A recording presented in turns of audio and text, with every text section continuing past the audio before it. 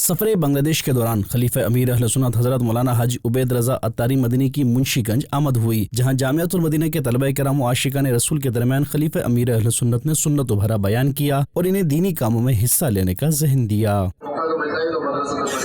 پڑھانے کا بھی بارہ دینی کاموں کا بھی موقع ملتا ہوگا تو ان میں آپ بڑھ چڑھ کر حصہ لیں، نیکی کی دعوت کی دنیا میں جائیں۔ دوران اجتماع خلیفہ امیر اہل سنت نے اسلامی بھائیوں کو سلسلہ عالیہ قادریہ رضویہ عطاریہ میں داخل کر کے امیر اہل سنت کا مرید بھی بنایا۔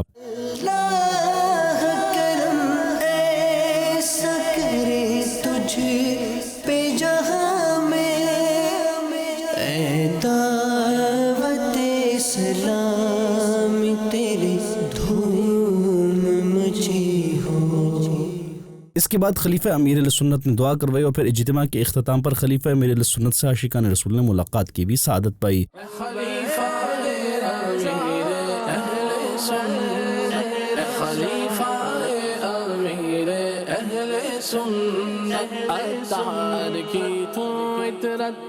اے جانشین عطار عطار کی تو عطرت، اے جانشین عطار۔ ادھر منشی گنج کے جامعۃ المدینہ کی برانچ میں بھی خلیفہ امیر اہل سنت کی تشریف آوری ہوئی، جہاں اسلامی بھائیوں نے انہیں جامعۃ المدینہ کا وزٹ کروایا۔ عاشقان مصطفیٰ کی دعوت اسلام دین ہے سب کو سکھاتی، دعوت اسلام امت کی ہے خیر خواہی، دعوت اسلام۔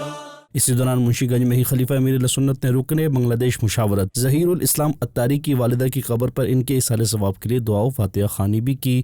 ثواب اعمال کا میرے تو پہنچا ساری امت کو۔ دوسری جانب منشی گنج میں ہی عاشقان رسول کے گھر پر بھی خلیفہ امیر اہل سنت کی تشریف آوری ہوئی، جہاں ملاقات و دعا کا سلسلہ ہوا۔